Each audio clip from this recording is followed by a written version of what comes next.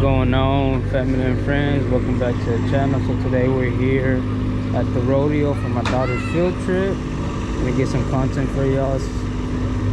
Should be fun, so y'all stay tuned.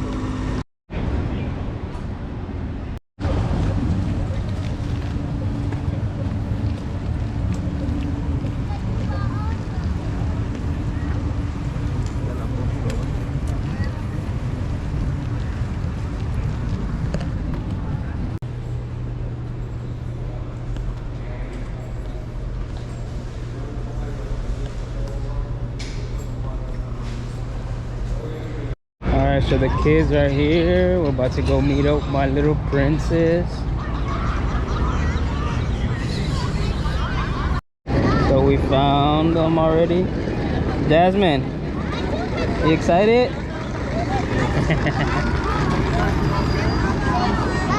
And of course you can't forget the pictures.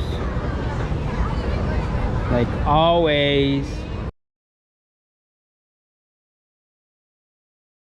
They go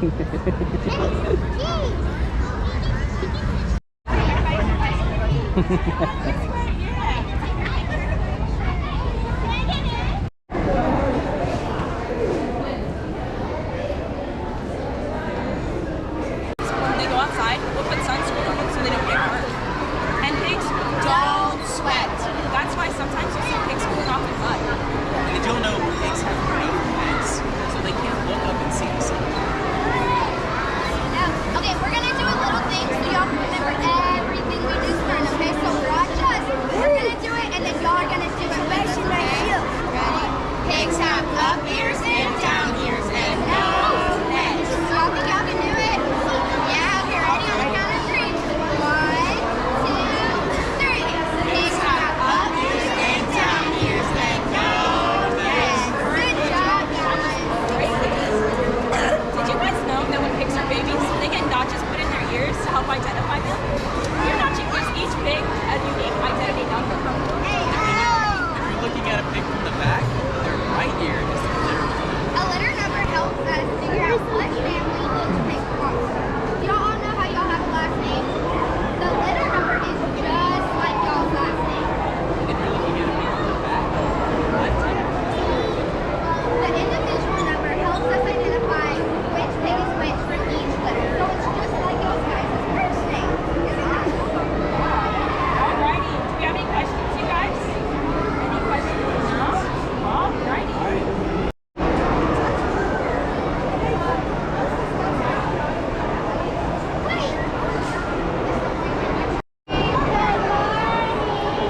You're all excited to be here? We're going to teach you all about goats and sheep. This is our goat. These are our sheep. I'll stay right here and then we'll let you get a big look at it, okay?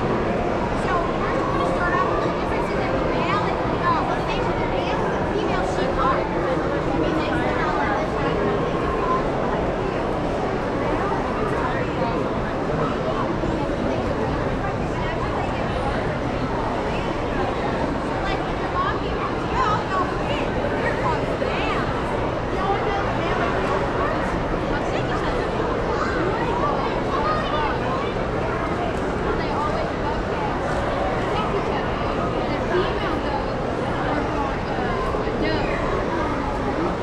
Baby goat is called a kid, like y'all. Y'all are kids.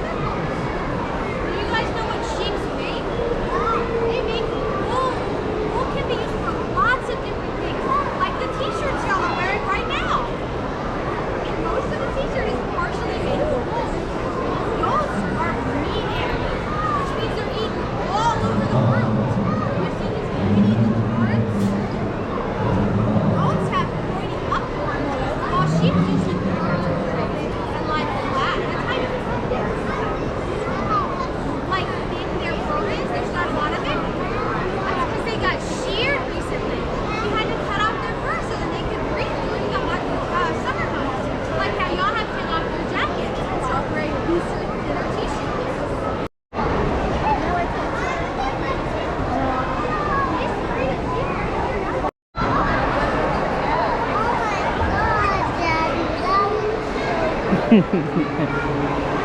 Those are big. They're big.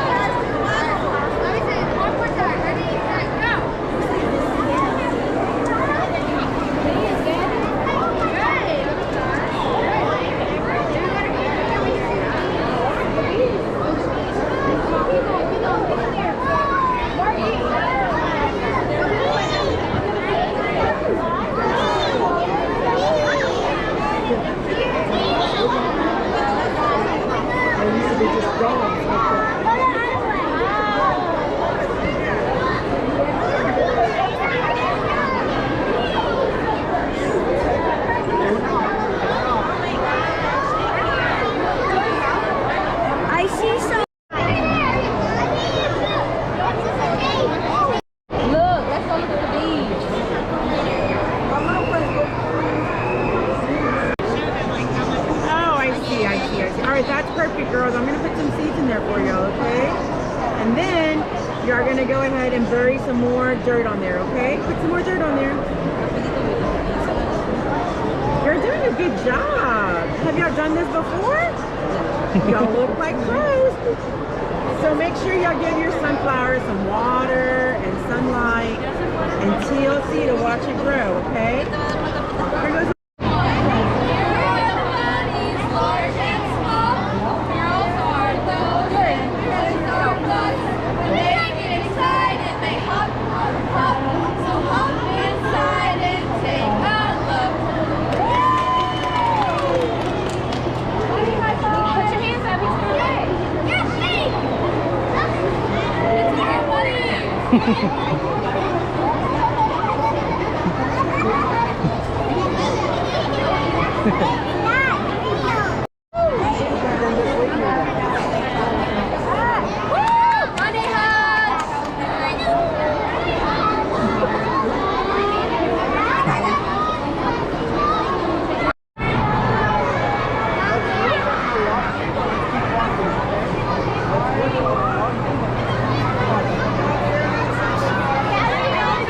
Look. Uh-oh.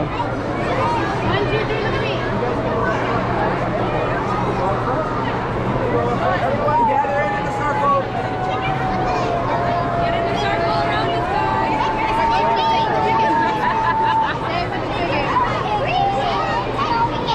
Hi, Miss Cluck Cluck. Hi, Miss Quack Quack. Does anyone know what a baby chicken is called? The chicken is called right here. That's called the ground. That's called the ground. Does anyone have any questions? Any questions? What's your question? Oh, it's creepy. Any other questions?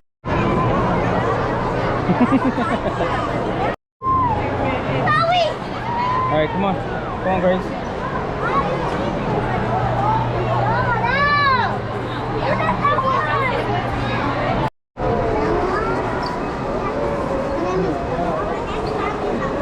Look at that one. Her name is Princess. Look, Grace, her name is Princess. Her name is Princess.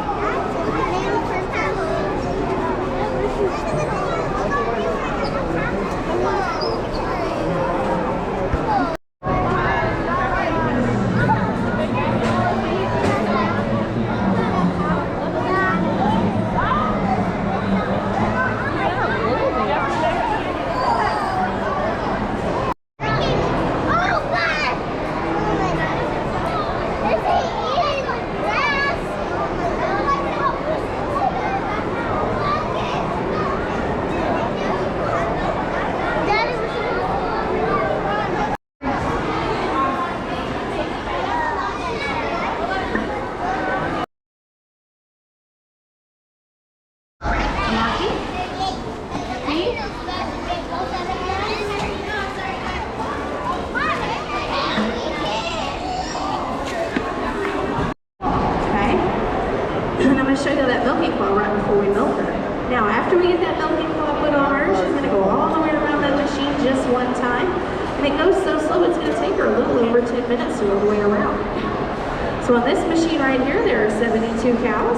On this one, there's 128. So by using this machine, we can milk 128 cows roughly every 12 minutes throughout the day. Okay?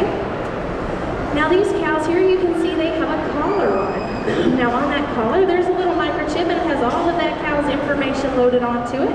And that is for our robotic milking machines. We have robots that milk our cows for us. Now these machines, the cow can come in up to 4 times a day, completely unassisted whenever they would like to. After that 4th time, the doors are no longer open, the cows are not allowed back in until the next day.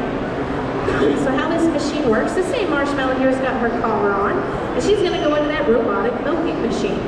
She's going to walk up to it, it's going to scan her collar, and it's going to say, oh, Marshmallow's here for maybe her 2nd time today. The doors are going to open and let her in. It's going to drop a little feed in the front for her to snack on while she's in there. And then those little arms are going to come out and clean her udder and milk her. Now while she's in there, it's also going to scan her body temperature to see if she's running a fever. Now every time a cow walks into that machine, it's going to collect that information. It's going to know exactly what time she walked into that machine, how much milk she gave us, what her body temperature was, what time she leaves, and all of that information is sent directly to that farmer's cell phone. So that's pretty cool. Now this last one here is what we call a parallel barn. The reason we call it a parallel barn is you guys can see we've got a line of cows there, but what you can't see is across from it, parallel to it, is another line of cows, and they walk in between there putting on and taking off those milking machines. Now when we harvest this milk, it's going to be nice and warm, right? Since it is made and stored inside of her udder, which is a part of her body, it's going to be very close to her body temperature, which is around 101 degrees, so it's going to be pretty warm. So what we're going to do is we're going to put it in our big bulk tanks here, and within 30 minutes of the milk leaving that cow, we're going to have it in that tank, and we're going to have it cooled down to about 34 degrees. We're going to get it really cold, and we're going to keep it that way. Now these big trucks here are going to come pick up our milk, and they're going to take it to the processing plant. Now when we get to that processing plant, before we can even unload our milk, they're going to take samples of it to the lab to be tested, okay? They're going to test that milk, they're going to make sure that there's no antibiotics in it, that it was harvested correctly, kept at the correct temperature, that there's nothing in that milk that should not be there. Now, once they accept our milk, we can unload it and we can start processing it. Now we have to do a few things to this milk before we can drink it. The first thing we have to do is I want you guys to take your finger and move it past your eyes. So the first thing we're going to do is pasteurize our milk. Okay, it's just an easy way for you guys to remember that. Now what that means is we're going to take that milk and we're going to heat it up to 165 degrees for 15 seconds. When we do that, it's called a flash heat, and it's going to clean and sterilize our milk and make it safe for us to drink by taking all of the bad bacteria out of it. The next thing we're going to do is we're going to homogenize the milk. Because when we leave this milk sitting for a couple of hours, all of the cream is going to separate and rise to the top. Now we don't want that to happen, okay?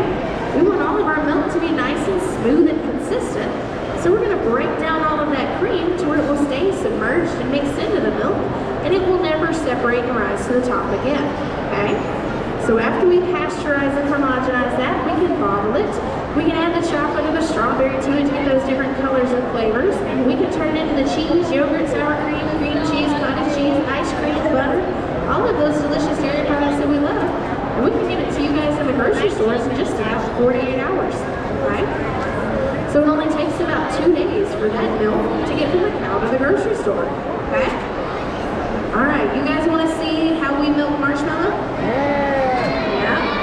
All right. Well, you guys, what's the first thing we have to do when we milk these cows? We have to clean her udder, okay? Because if she's been laying down in the mud and the dirt and all of that's on her udder, and we just put that milking machine on her, well, where's all that mud and dirt gonna go? Into the milk, and we don't want that to happen. We want nice, clean milk. So we're gonna start off with a clean udder, okay? So what we're gonna do is we're gonna take an iodine solution here. It's kind of like Germ-X, but it doesn't burn or stain. It's a little orangey yellow color, kind of looks like barbecue sauce, okay? So we're gonna take this and we're going to apply it to all 4 quarters of her udder. We're gonna get that on there, okay? And then we're gonna take a clean paper towel. And we're gonna wipe all of that iodine off, but also any dirt or debris that may be on her udder. Because like we said, we want clean milk. We're gonna start off with a clean udder. Now while we're doing this, we're also doing something else. See, these cows, they don't have to give us their milk if they don't want to. If she's nervous or if she's scared, she can hold her milk up and I won't get a single drop of it. I cannot just take her milk from her, she has to give it to me. So what happens is when I start touching her udder, basically what it's going to do is send a signal to her brain that says, hey, it's time to milk. So we need to calm down and relax and let our milk down. So the next thing we're going to do is we're going to hand milk just a little bit from each quarter of her udder to make sure that she has let her milk down, but also to check the quality of it, to make sure it's nice and smooth, and that there's no infection or mastitis in her udder, okay? Now the next thing we're going to do is we're going to attach the milking cloth, okay? This right here is the milking cloth. Goes on just like this, okay?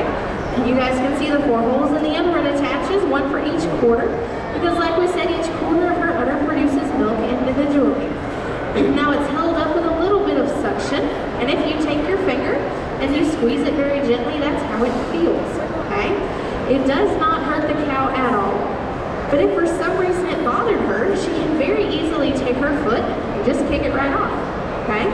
So I'm going to put this on her, and if you guys will watch, you'll see the milk is going to travel through this big hose here and up into that jar. Now, we're not going to get all of her milk because we do have more programs throughout the day, but we'll definitely get enough for you guys to see, okay?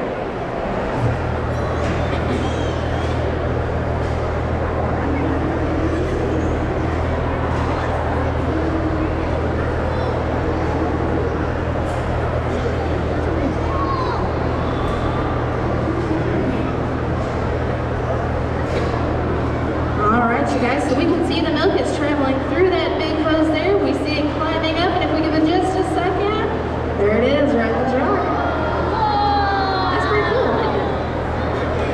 Now you guys, does it look like it's hurting her at all? Nope, not at all. Like I said, if it bothered her, she can very easily take her foot and just kick it right off. Now by using this machine, it keeps the milk clean and covered at all times.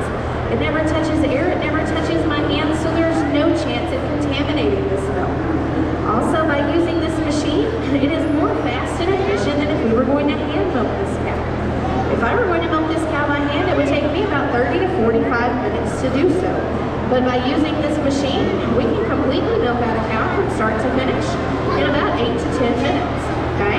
So it's a lot faster, a lot easier, and a lot more sanitary to use these machines, okay?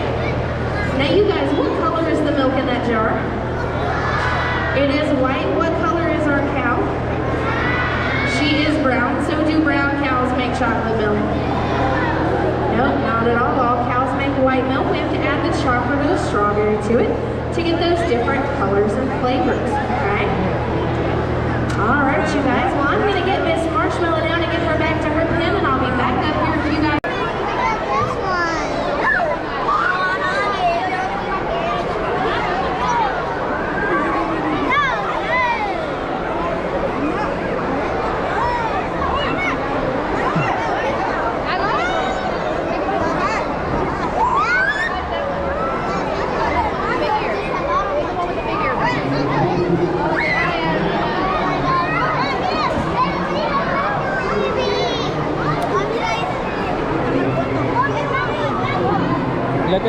Jasmine? Look. I don't really like touching it. Sit. Daddy, don't step on the field. I'll never touch it. Look at the other. Yeah. He's so cute. Very cute. Look at that one. Look at the baby over there. Look, that small one right here. Come here. That one, it's chubby. Look. Let's go look at it.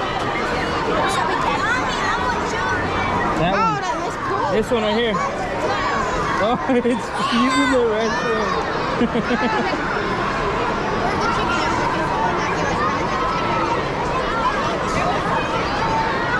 You're tired about it. You're tired about it.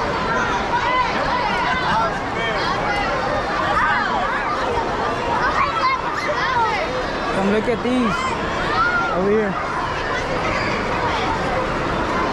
The ones that are inside there. Look, a duck.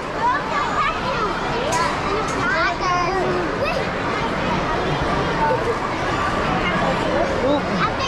Come here. Look at the pig. Right there.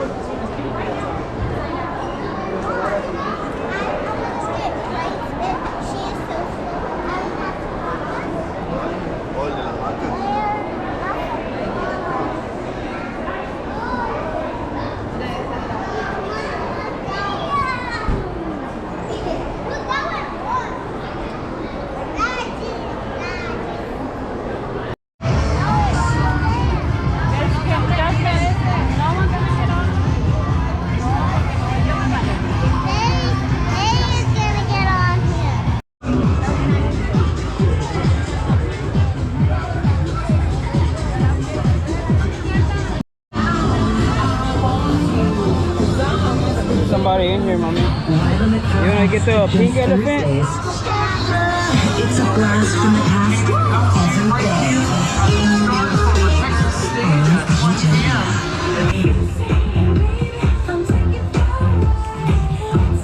How long is it gonna be? I don't think too long.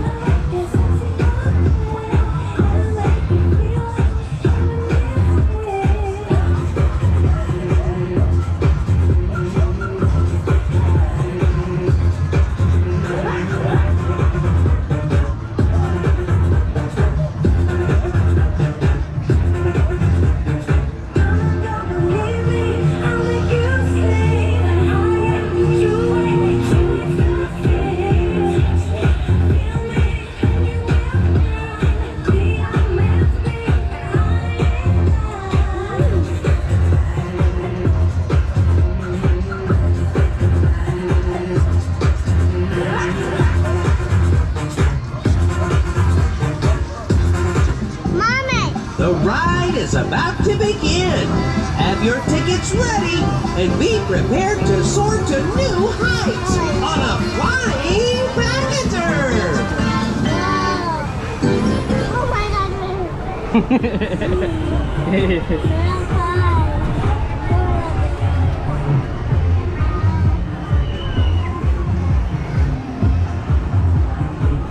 Look, mommy is down there.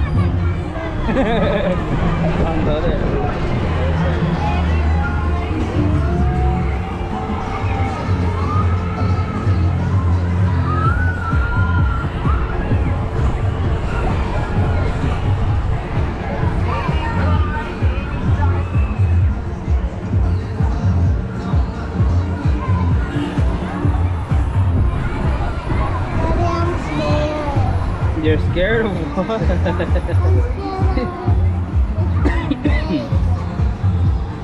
Look, grandma's over there with mommy.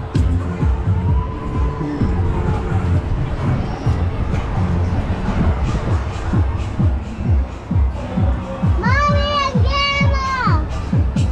They're not gonna be able to hear you.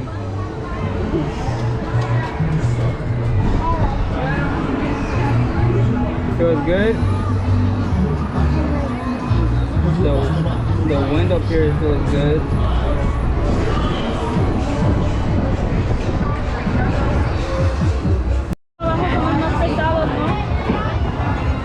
Alright.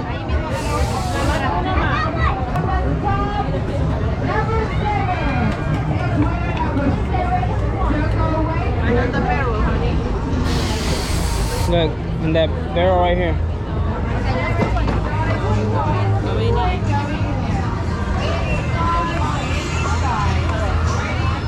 Look at this one. You want that one? Dale, mami. Sácale otro. Uno y más. Ay,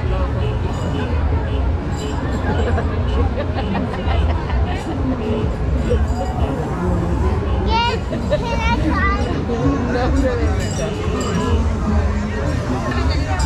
Agarra uno de esos.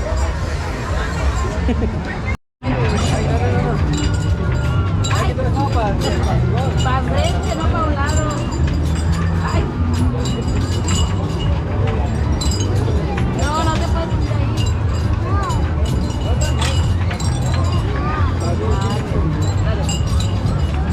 Ok, ahora mi turno. Yo creo que quiero hacer.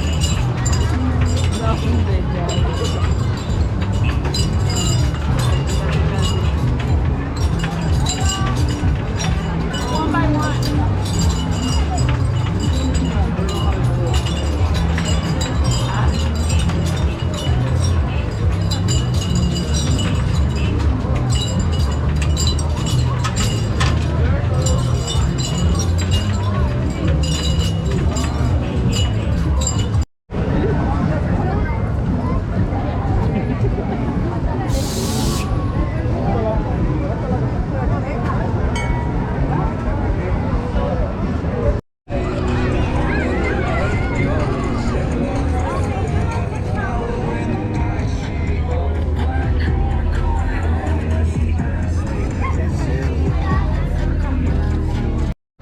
So that's gonna be it for field trip to the rodeo. We're